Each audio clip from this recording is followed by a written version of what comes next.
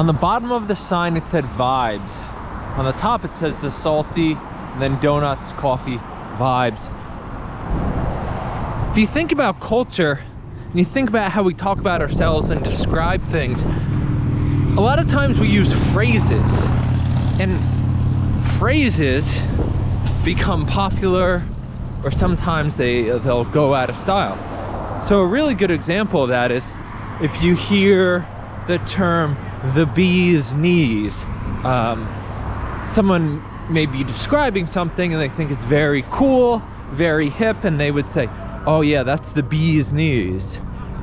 That term isn't really used anymore, but at some point it was used often, and it was an in term. So the popularity of phrases really fluctuates. Phrases come and they become popular and they're used very often, and then they flow out of popularity and they become unpopular and they're not used. And you could track it if you were to write down on a piece of paper every time you heard the bee's knees over the course of a year. You'd have data on that word, on that phrase, and how often you heard it. And researchers would essentially, analyze that data, and they'd extrapolate that to the general population and make a rough estimate as to how frequently that term was being used in societies. And so that's the researcher's job of gathering data and then telling a story about the data and what's happening and why. With all that as backdrop, vibes, and a vibe is a word that's extremely popular. I hear it almost daily. I read it in magazines and during articles. I see it on YouTube comments. I see it in advertisements, and I see it on signs. So vibes has come into fashion undoubtedly, and it's probably going to hang out for a while, and then at some point it's going to go out of style and out of fashion, and then a new word will supplant vibes. A few other terms like that are I'm thinking off my hip right now, are you do you. That was a phrase. Me too. That was a phrase, and that was a social kind of movement. That was a phrase you would hear very often. Trying to think of some others. You do you, me too, and then there was live your best life. Again, that's a phrase that you hear people saying that, oh, I'm living my best life, or they're living their best life. It doesn't really have any meaning, but I'm sure you can recall times that you've heard that phrase used, and maybe you've used it too.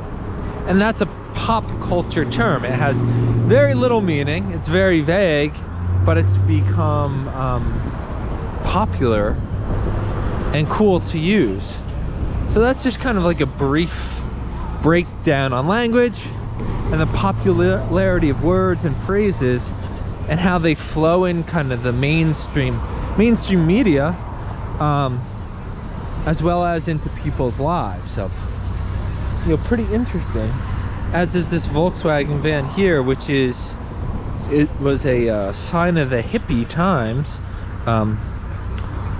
and then its popularity was high in the 60s, kind of petered out at some point, and now it's been really revived, and we're looking at a green van that's been restored, and that's just kind of an emblem of those counterculture years.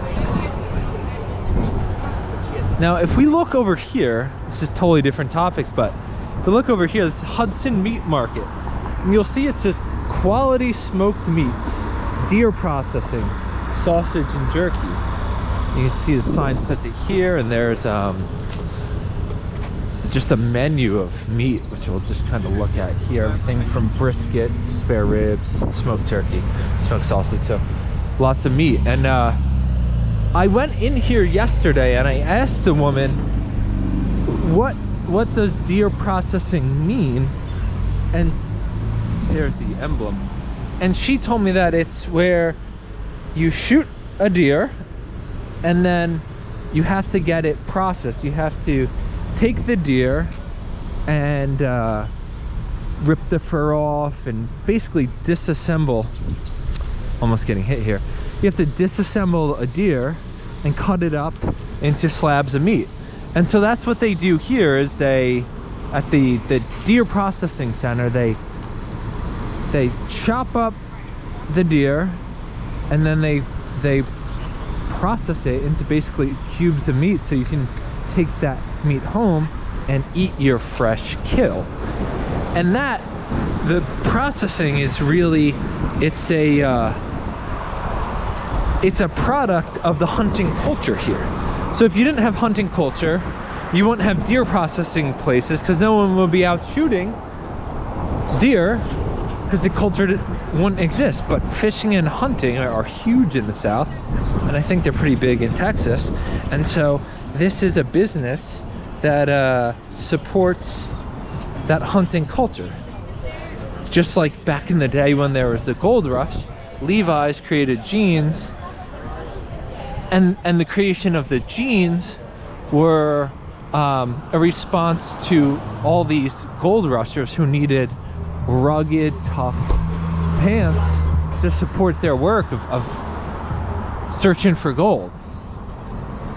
And so the jeans were a response to that gold rush culture. And now they're just, people love jeans because they look good, but they have their origins in that kind of gold rush history, which is pretty interesting. Whereas that deer processing factory or business, whatever you want to call it, is a response to the hunting culture. So there's a little cultural tidbit for you here on South Congress in Austin, Texas.